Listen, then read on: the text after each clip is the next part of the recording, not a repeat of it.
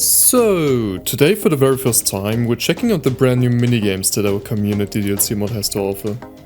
As you might already know, this mod offers you a lot of new and exciting content. It got a new custom mini-boss fight, some new and improved zombies vs zombies visuals, minigames that were featured in the Nintendo DS version of Plants vs Zombies, a new walnut bowling power-up, a brand new Zombotany stage, an actual playable ice level, and much more.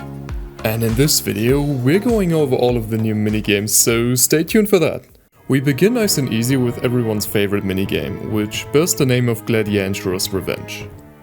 As you see, this level is inspired by your classic Dr. Zombos' Revenge, and even though it looks like your classic Gladiantuar and you choose your seed selection, he's actually the Giga variant of Gladiantuar. After his glitchy spawn animation, which by the way will also be fixed in the near future, you will face off an end boss that has 3 different abilities in his arsenal. The first ability is called the Smash, and upon triggering his attack he will spawn 5 basics and later coneheads and bucketheads, starting from column 5.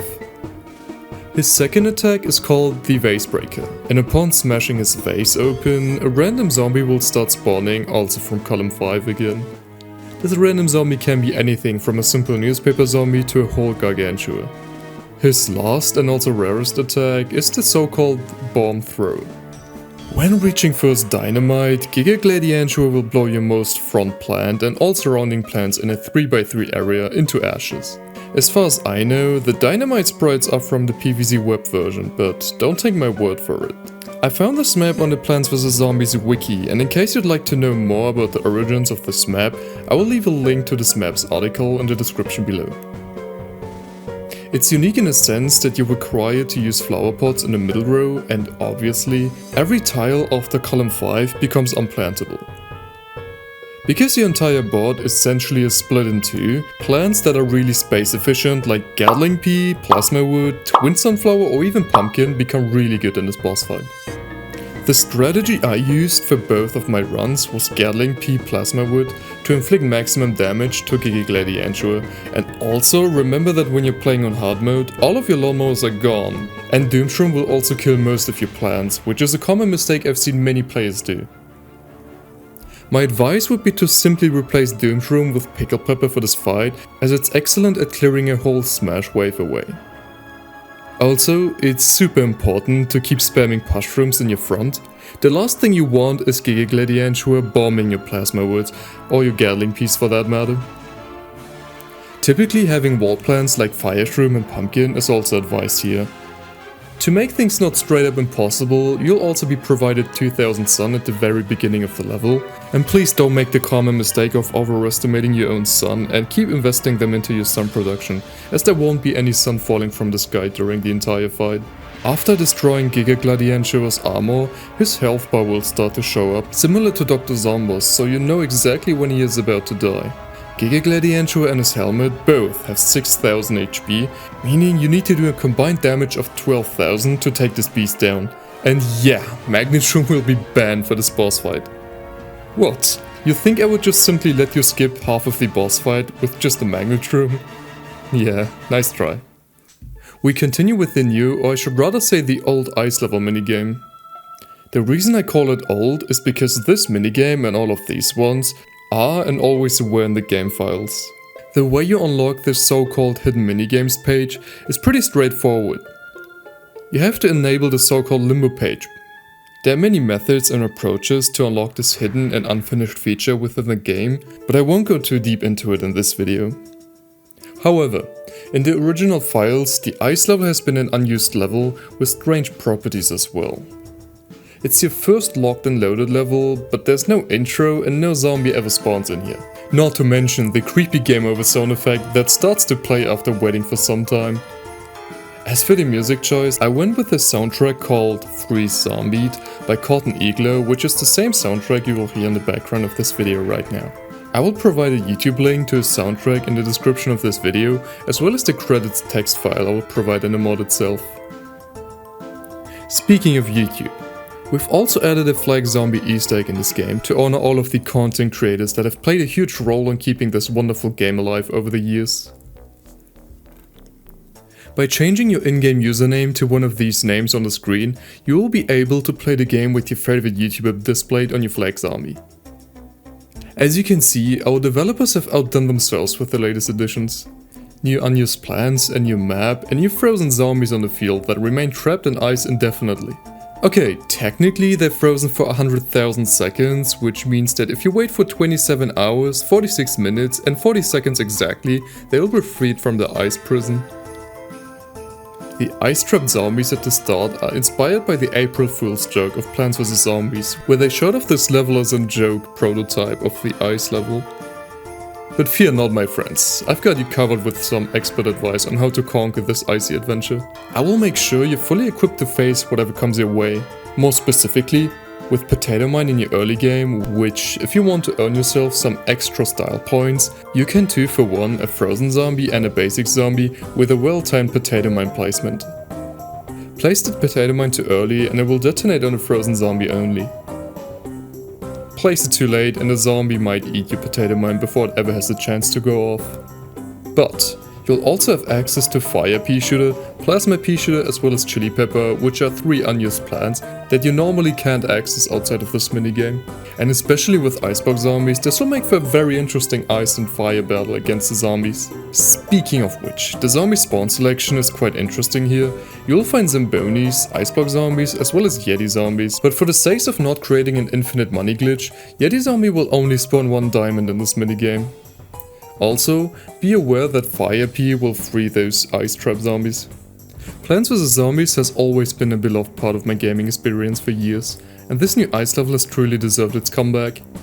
In addition, playing this minigame on hard mode wasn't really the hardest challenge either. So what are you waiting for? Don't miss out on the fun, hit that subscribe button and let's dive in. We continue with another classic minigame that has existed in PvZ expansion before. It's the so-called Zombies vs Zombies minigame, but this time it's improved. You see, thanks to Zooey Minecraft, we were able to upgrade our visuals from this minigame. We're using the textures from the versus mode of Plants vs Zombies you find in the console versions, and instead of sunflowers you'll have access to graves, and instead of sun falling from the sky or being generated by your sunflowers, you'll instead gain brains from the sky and your gravestones.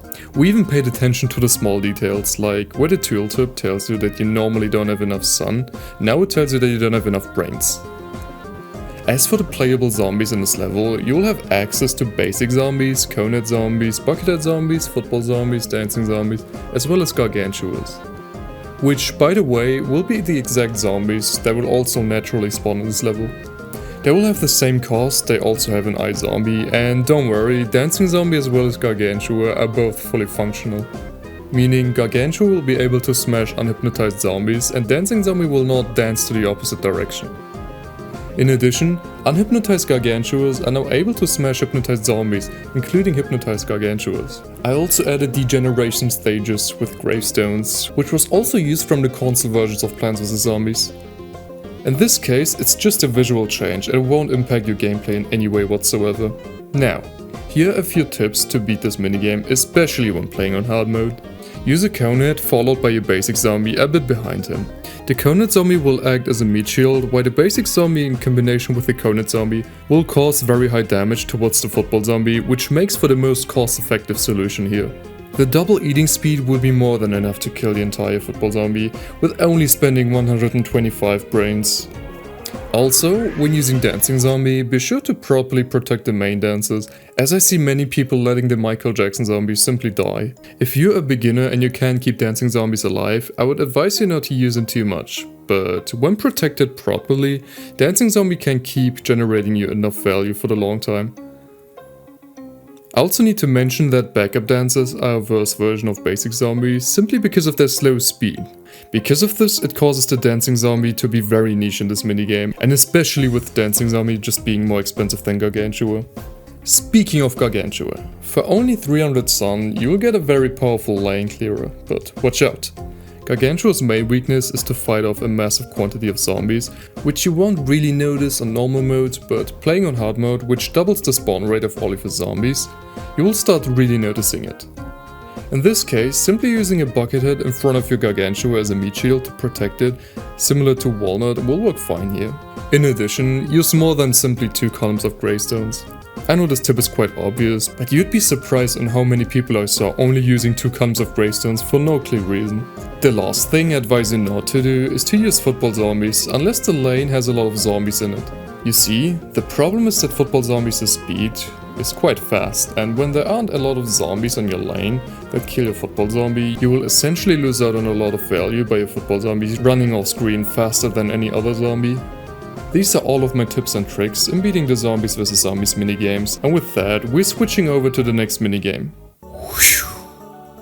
Alright, as mentioned as before, the next minigame we'll cover is also beloved by so many people. I'm talking about Zombotany 3, and you might have seen from the choose your seat selection screen that we have a handful of brand new Zombotanies.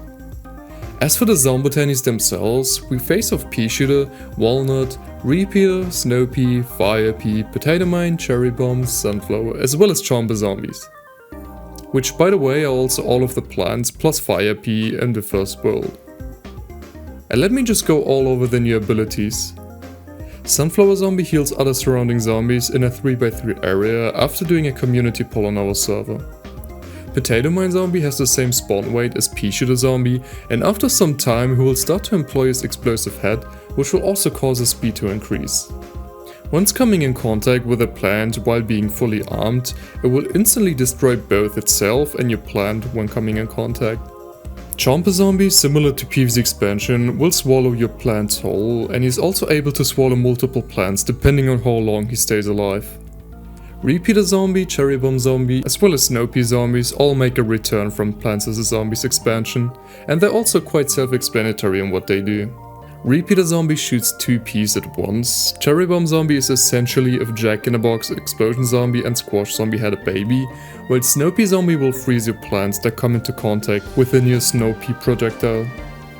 Fire pea shooter zombie is an interesting new addition. His fire pea projectiles will not only deal twice as much damage as a regular pea, the projectile itself will also unfreeze any plants that gets impacted by this. For you, this now means that Fire Pea Shooter Zombie and Snow Pea Zombie are counterintuitive together. Another interesting thing to mention is that Electric Pea Shooter Zombie is in the game's files and also in your almanac, but as of now he's an unused zombie, as he will make his first appearance in Zombotany 4. And for Zombotany 5, I planned on adding the Corp Cannon Gargantuar, which everyone was hyped about in my Plants vs Zombies Impossible Mode mod I posted a while back ago. As for the strategies in beating this minigame, simply go ahead and use your garlics. They have historically been the most effective way at beating minigames like Zombotany, and they will especially help you out when you're trying to beat this minigame on hard mode. But if you're a man like me, you will ignore garlics altogether and show off your crazy Plants vs Zombie skills to the world. Also, this is a no-brainer, but make sure you're using at least one defensive wall plant in your layout, as the last thing you want to happen is to get overwhelmed by a swarm of long-range shooting zombies. The next minigame I'd like to show you guys is Walnut Bowling 3. And wait, hold up. Before clicking off of the video because of the massive PTSD moments you have from PvZ expansion. This minigame will not be as hard as the one from PvZ expansion. Yes, I'm talking to you Luminous and your 8 days you needed to beat that. Unlike PvZ expansion, you'll not only be provided with giant walnuts, but we'll also introduce a brand new power-up to you. Say hello to Ice Nut. Similar to Explodo Nut, this walnut variant will detonate upon contact with a zombie, and unlike Explodo Nut, this plant won't trigger a cherry bomb explosion, but instead, it will trigger an ice room stun to zombies on your entire board. Well, unless you're Zombotany. Because of the sheer power Ice Nut possesses, he won't appear in your conveyor belt as frequently. There's a trick, however, to increase the chances of him appearing more. PvZ has a game mechanic where it will give you less of a plant in your conveyor belt if you already have 3 copies stacked, meaning it is smart to actually store up your walnuts for this minigame, and who knows, it might make a difference when playing on hard mode, so you'll better give this trick a try. The zombies you encounter in this minigame will be basics, coneheads, bucketheads, newspapers, ladders, pole vaulters, footballs, giga football zombies, zombonis, as well as gargantuars. Having gargantuars in a walnut bowling minigame isn't actually that new. As far as I'm aware, it was first introduced in the console versions of Plants vs Zombies, where it was able to withstand 3 walnuts, meaning you need 4 walnuts to take down a Gargantua, not including a imp.